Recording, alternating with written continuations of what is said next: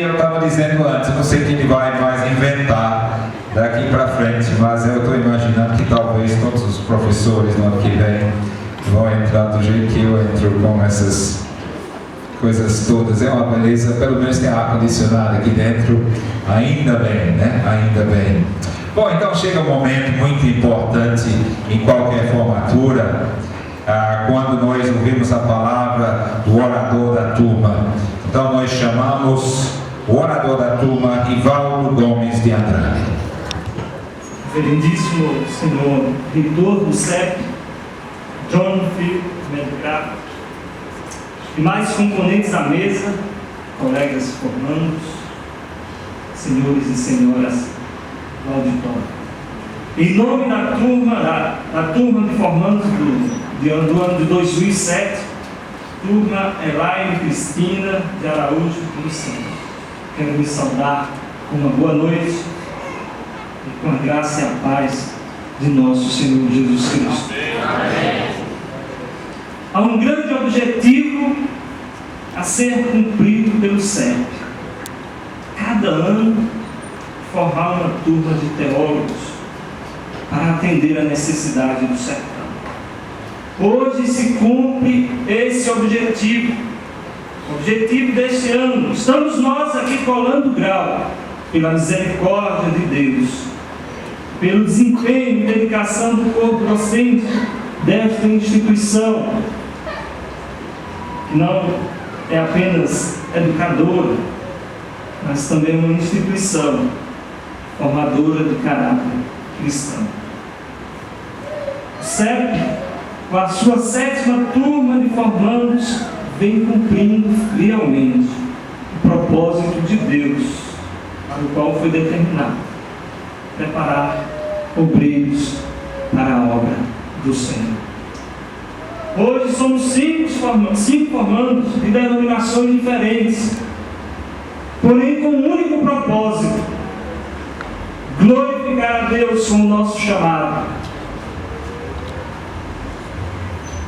Turma que há 5 anos atrás teve início com 13 alunos, hoje chega ao fim do curso com apenas 5, que se não fosse o nosso retorno ao seminário, seriam apenas 4 formandos. Deus tem seus planos, Deus tem seus propósitos para com seus filhos, e foi proposto por Deus estarmos aqui nessa noite, nos formando.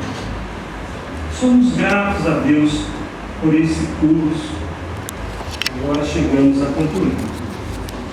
Relatamos aos senhores que não foi fácil, foi muito difícil. Quando falo de difícil, não falo simplesmente das matérias, mas falo dos 5 anos que todas as segundas, quartas e sextas-feiras tivemos que deixar a nossa casa e ir ao seminário, isso depois de um dia de trabalho, e muitas das vezes cansados, moídos pela fadiga do dia caloroso da nossa cidade, do nosso sertão, quase totalmente esgotados, mas tínhamos que ir, durante esses 5 anos que se passaram, ir à sala de aula, assistir 4 aulas, cansados, esgotados. Mas Deus renovava cada dia as nossas forças para estarmos lá, cumprindo o chamado do Senhor. Estávamos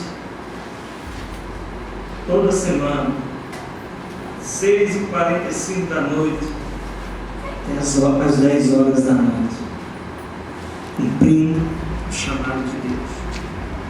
Mas nós somos gratos a Deus, não só porque chegamos ao fim, mas porque estamos iniciando uma nova etapa da vida, pois o estudo não tem fim enquanto vida tivermos.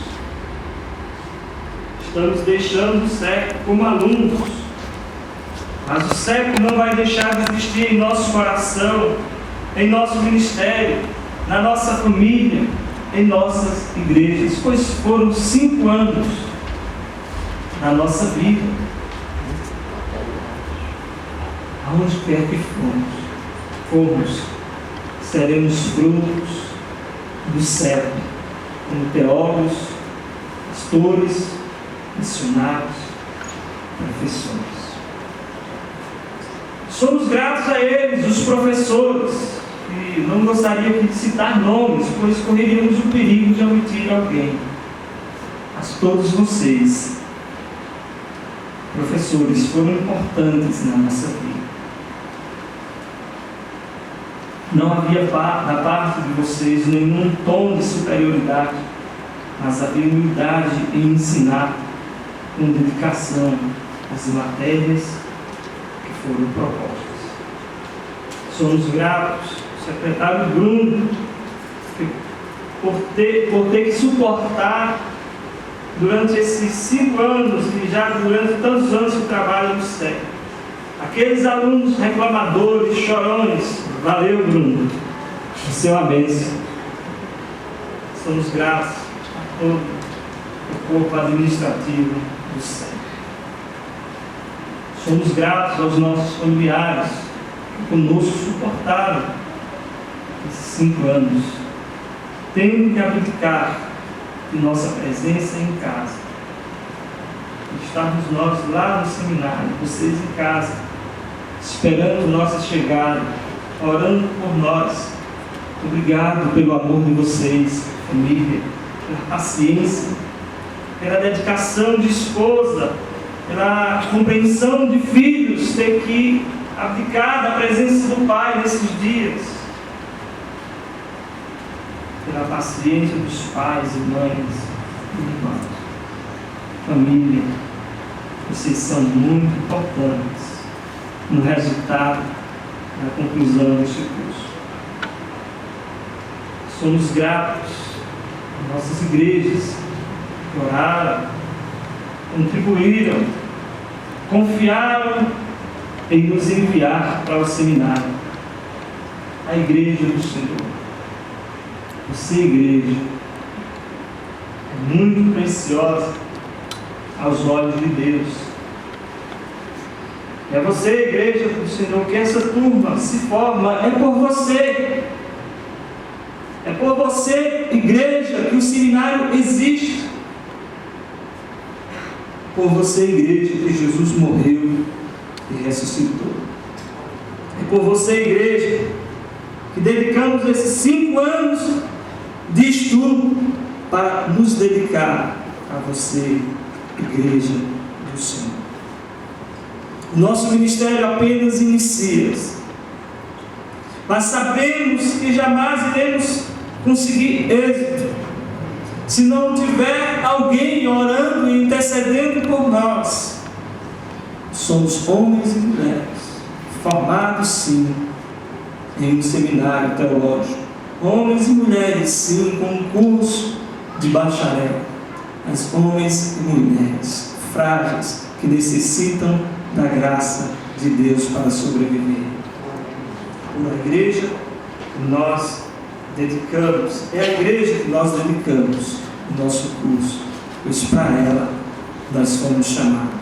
O Senhor Jesus, no Evangelho de João, capítulo 17, versículo 18, ele diz: assim como o Pai me enviou ao mundo, eu também vos envio ao mundo. Nós estamos saindo daqui formados para trabalhar para o Senhor, por pessoas enviadas para o Senhor. E a este Senhor nós damos toda a honra, toda a glória, todo o louvor. Que Ele nos abençoe. Muito obrigado.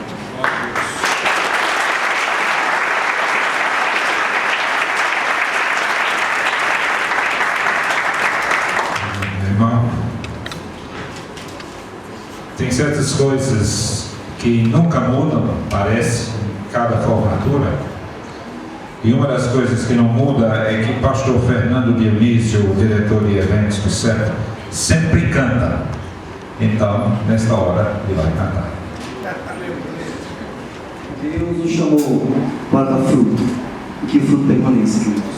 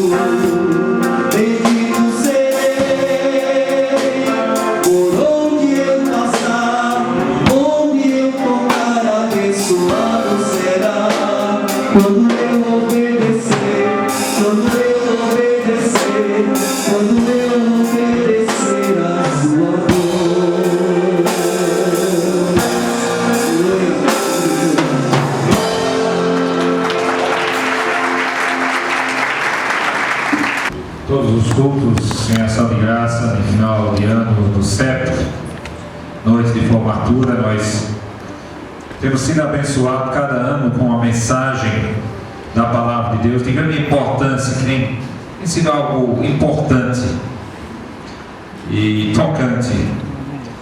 E eu creio que hoje à noite não vai ser diferente. Nesse momento nós convidamos todo mundo a se aquietar e prestar bem atenção à Palavra de Deus, que nessa noite será trazido pelo professor do CEP e pastor da Ação Evangélica de Imaculada, pastor Lindon Carlos Vieira dos Santos. Cumprimentar a todos com a paz do Senhor Jesus Cristo. É uma alegria ver essa turma se formando hoje. Eu agradeço pelo convite que foi depositado de compartilhar a palavra do Senhor nessa noite, nessa data tão especial para os formandos e para todos nós que fazemos parte do CEP, Seminário Evangélico de Patos, há 11 anos, formando e transformando a realidade da Igreja Evangélica Sertaneja, preparando e equipando líderes para comunicarem, para levarem a palavra do Senhor. Eu quero nesse momento orar, antes de ler a palavra. Convido a todos a ficarem de pé. Paizinho, nós te damos graças pela tua bondade, Senhor, manifestada sobre todos os formandos, sobre todo o seminário, e sobretudo, Senhor, sobre esta cidade, sobre esta região, e com certeza tem usufruído das bênçãos do Senhor, a partir dessa casa de profetas, a partir dessa instituição de ensino. Te louvamos, ó Pai, porque a tua palavra foi ensinada, foi dissecada, para que o teu nome seja em tudo glorificado nesse lugar e nesta terra. Nós queremos agora, Senhor, nos apresentar para transmitir a tua palavra nesse lugar, Pai. Que o Senhor nos abençoe, que essa palavra seja proveitosa e rica para o nosso viver cotidiano, em nome de Jesus. Amém. Eles ainda de pé, eu convido a todos a abrirem a Bíblia em Ezequiel, livro do profeta Ezequiel, capítulo 2, a partir do versículo 1. Ezequiel 2, a partir do verso 1, diz o seguinte: esta voz me disse, filho do homem, põe-te em pé e falarei contigo. Então entrou em mim o Espírito quando falava comigo, e me pôs em pé e ouvi o que me falava. E ele me disse, filho do homem, eu te envio aos filhos de Israel, as nações rebeldes que se insurgiram contra mim. Eles e seus pais prevaricaram contra mim, até precisamente ao dia de hoje. Os filhos são de duro semblante e obstinados de coração. Eu te envio a eles e lhes dirás, assim diz o Senhor Deus. Verso 5. Eles quer ouçam, quer deixem de ouvir, porque são casa rebelde, hão de saber que esteve no meio deles um profeta. Tu, ó filho do homem, não os temas, nem temas as suas palavras, ainda que haja sarças e espinhos para contigo, e tu habites com escorpiões, não temas as suas palavras, nem te assustes com o rosto deles, porque são casa rebelde. Mas tu lhes dirás as minhas palavras, quer ouçam, quer deixem de ouvir, pois são rebeldes. Tu, ó filho do homem, ouve o que eu te digo, não te insurjas como a casa rebelde, abre a boca e come o que eu te dou. Então vi, e eis que certa mão se estendia para mim, e nela se achava um rolo e um livro. Estendeu-me diante de mim, e estava escrito por dentro e por fora. Nele estavam escritas lamentações, suspiros e ais. Capítulo 3, verso 1. Ainda me disse, filho do homem, come o que achares, come este rolo, vai e fala à casa de Israel. Então abri a boca, e ele me deu a comer o rolo. E me disse, filho do homem, dá de comer ao teu ventre, e enche as tuas entranhas deste rolo que eu te dou. Eu comi, e na minha boca me era doce como mel. Amém, queridos? Por se assentar, em nome do Senhor. Surge ou é identificado junto a movimentos filosóficos e teológicos como pluralismo, secularismo e com relativismo. São movimentos que tentam romper com tudo que foi construído historicamente, tem sido tido como verdade fundamental, da qual não se pode abrir mão. O pós-modernismo chegou aos nossos dias, é o que é dito pelos pesquisadores e teólogos, mas muitos ainda apontam que não é o pós-modernismo, estamos ainda no modernismo 1.2. O que caracteriza o pós-modernismo em termos práticos e simples, entre muitas outras coisas, eu destaco o seguinte: do pós-modernismo já vemos o ceticismo, o misticismo, já que são algumas coisas herdadas do modernismo, estão sendo focalizadas e chegando outras coisas mais. O determinismo freudiano em alta, grandes saltos da tecnologia e da ciência, mas é o que funciona que é importante. Outras coisas do pós-modernismo, o culto à estética física como prioridade, a busca da felicidade, do prazer imediato, o relativismo como padrão para todos os meios e os fins, a verdade é relativa e não absoluta, a experiência como fonte de autoridade, A religião é cultural, logo todas as religiões são boas, diz o pós-modernismo.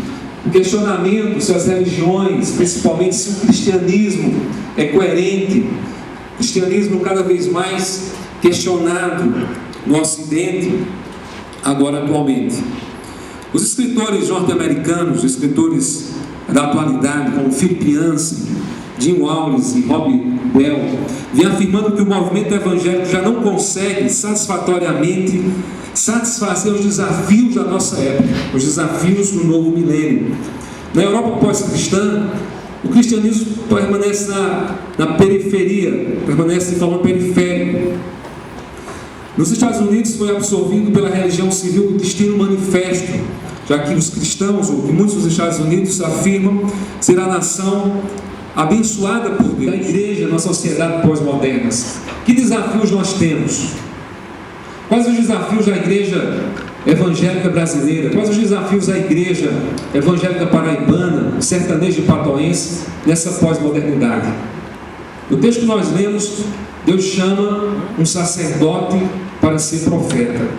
Ezequiel é um homem altamente comprometido com a sua religião, estritamente conhecedor das leis de Israel, um homem de posição alta nos seus tempos. Para pintar um quadro de Ezequiel, nós poderíamos dizer que ele era um homem zeloso, observador das leis, metódico, mecanizado quanto ao cumprimento dos seus deveres, os rituais estritamente colocados para que ele cumprisse. Um homem com os olhos sempre voltados para o templo, poderíamos dizer, um homem com os olhos sempre voltados para cima, comunicador de palavras exaustivamente repetitivas, um homem sempre disposto e satisfeito em vestir as roupas e os aparatos que assim era ordenado aos sacerdotes. Ezequiel, como sacerdote também, na sua época era um símbolo da religiosidade judaica, um ministro que mantinha o templo em atividade, ou que mantinha as atividades do templo. Dezenas, centenas, milhares de animais eram sacrificados diariamente. Ezequiel era um desses sacerdotes que fazia isso, concentrava 100% das suas ações para o templo. O maior símbolo, o templo também para eles era o maior símbolo espiritual dos judeus, era o símbolo da sustentabilidade da nação, da presença de Yahvé no meio deles, era o símbolo do apogeu, da riqueza, já que Salomão havia gasto o que hoje equivale a 500 milhões de dólares somente naquele templo. Toda a religiosidade dos sacerdotes, inclusive de Ezequiel, toda a dedicação do templo, não condizia com a vida desviada e transviada do povo de Israel. Idolatria, injustiça social, decadência moral. Israel tinha status, mas não tinha conduta. Israel tinha prestígio ainda em alguns lugares, mas não tinha caráter. Não tinha vidas transformadas que transformavam, que causavam transformação na sociedade. Ezequiel viveu exatamente no período de maior decadência e sofrimento da nação de Israel. Isso acontece quando Nabucodonosor, no ano 605 a.C., passa a dominar os judeus. Os comerciantes, os nobres da Babilônia, todos são trazidos, todos são levados cativos para o exílio babilônico. E um tempo depois, exatamente no ano 598 a.C., Ezequiel é levado junto também com esse grupo, com essa turma. Então Ezequiel ele vem para a Babilônia e o maior símbolo do culto judeu é fechado, as portas são fechadas, a nação é desmilitarizada, eles ficam sem referencial. Alguns já começam a se espalhar pelos campos, alguns já começam a se lamentar pela cidade. Os que vão para o exílio junto com Ezequiel lamentam. O Salmo 137 diz-nos: às margens dos rios de Babilônia nós nos assentávamos e chorávamos, lembrando-nos de Sião. Nos salgueiros que lá havia pendurávamos as nossas harpas. Os nossos algozes, os nossos opressores nos pediam uma canção. Mas como entoaremos o canto do Senhor numa terra estranha? Ezequiel vai para o exílio, onde ainda os judeus separados da comunhão do Senhor ainda alimentam esperanças ilusórias de que vão voltar para Jerusalém, de que se fizerem uma aliança com o Egito, retornarão. Mas essa esperança ilusória ela cai quando no ano 586, no ano 587, chega a notícia de que Jerusalém é destruída, de que a nação é totalmente, de que a cidade é totalmente destruída, o templo é destruído. Então, você pode imaginar uma cidade totalmente destruída, onde era o orgulho daquele povo, uma cidade sem hospital, uma cidade sem fórum, uma cidade sem governo, uma cidade sem poder militar, uma cidade sem sacerdotes. A desobediência de Israel trouxe um preço muito grande para o seu povo. Alguns fugiram para os campos, outros ficaram no meio dos escombros, mas grande parte estava com Ezequiel no exílio. Entre eles, muitos foram mortos, muitos sacerdotes foram mortos, mas Ezequiel é poupado. Alguns dos exilados, dos nobres, vão para o palácio para servir ao mais alto escalão do governo. No meio circunstancial de soberba, de idolatria, de misticismo, de ceticismo que caracterizava a Babilônia, um sacerdote é chamado para ser profeta. Ezequiel, que fisicamente já há 16 anos estava separado do templo, ele é convocado, ele é chamado por Deus para também espiritualmente e emocionalmente largar o templo e ir para o meio do povo, para ir para as margens do rio da Babilônia, onde o povo estava sentado, onde o povo estava sofrendo, onde o povo estava sentindo dor, saudade, a separação, onde o povo estava em baixa. Então Ezequiel é chamado ao povo entristecido. Deus envia um profeta para confrontá-los, para mostrar as consequências dos seus erros e para trazer-lhes esperança, para levá-los a outra. É a igreja templocêntrica, onde quase tudo funciona ali. É a igreja de programas, de tantas atividades, de tantos programas que às vezes não dá tempo nem para orar, e nem para prestar atenção quem está perto, quem está do lado. É uma igreja religiosa que existe para suprir e satisfazer os caprichos pessoais dos seus frequentadores. Uma igreja liturgicamente perfeita, ritualística, a Santa Grey. Uma igreja à moda do freguês. A igreja precisa ser sacerdotal, mas se ela apenas for sacerdotal, acaba se isolando. A igreja só sacerdotal é uma igreja que grita nos templos, mas se cala nas ruas. É uma igreja que fecha os olhos para Deus e não abre os olhos para o seu próximo. A igreja só sacerdotal tem tornado os crentes supostamente mais santos do que Jesus. A igreja sacerdotal vive uma atmosfera permanentemente divinizada e angelical. Parece que já foi glorificada. Parece que não está mais na terra. Às vezes podemos ouvir: irmão, até parece que o céu é aqui mesmo. O apóstolo Pedro, no monte da transfiguração, não queria descer de lá. Senhor, passamos aqui 3 tendas. Jesus diz: peraí, Pedro, vamos descer do monte. As pessoas estão famintas, as pessoas estão enfermas, as pessoas estão sofrendo, estão endemoniadas. Jesus desce para estar com elas no pé do monte, para salvá-las das suas situações deploráveis em que se encontram. Essa foi uma experiência tida por Ezequiel, que só vivia com seus olhos voltados para o templo, mas é chamado para ser sacerdote e para ser profeta. A igreja focalizada apenas no sacerdotal torna-se uma igreja alienada, isolada e no gueto. O impacto da visão, da revelação foi tão grande que parece que o povo da igreja sacerdotal vive num êxtase profundo. Ezequiel foi tão impactado com a visão que teve, no capítulo 1, que ficou caído em êxtase, sonhando, pensando na visão. Mas o Senhor diz: levanta-te, Ezequiel, eu tenho algo para falar contigo. Como é a sua igreja, meu irmão? Às vezes nós perguntamos isso. Minha igreja é santa. A minha igreja não se mistura como muitas por aí. A minha igreja é uma igreja pura.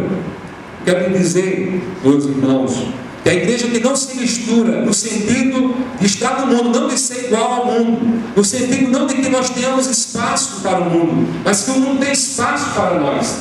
A igreja que não se mistura aos homossexuais, a igreja que não se mistura aos portadores de soro positivos do HIV, uma igreja que não se mistura aos meninos de rua, uma igreja que não se mistura aos flagelados da seca, uma igreja que não se mistura aos ambientalistas que lutam para salvar o planeta, uma igreja que não se mistura aos universitários, uma igreja que não se mistura aos analfabetos.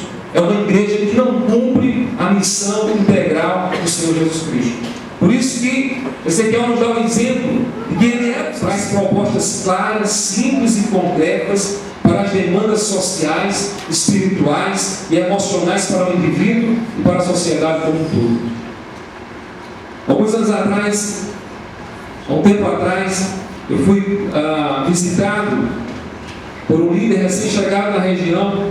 Ele se apresentou para mim e disse: pastor, eu estou aqui porque eu tenho visto quanto é difícil o trabalho, quanto é difícil a unidade do povo de Deus, no sertão, no Nordeste. Então eu estou aqui para andar junto com o Senhor. Eu estou aqui para caminhar junto, eu gosto de trabalhar junto, eu gosto de dar as mãos.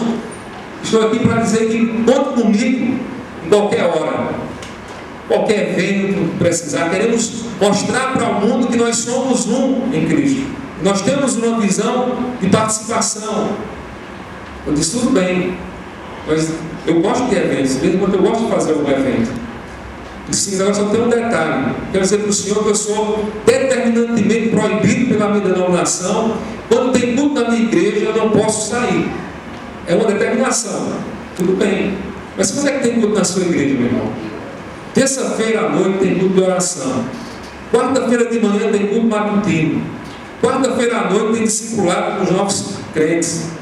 Quinta-feira tem culto de estudo. Sexta-feira tem culto dos lares. Sábado tem culto participativo. Domingo de manhã tem escola bíblica dominical. E domingo à noite tem culto da família. A igreja é sacerdotal.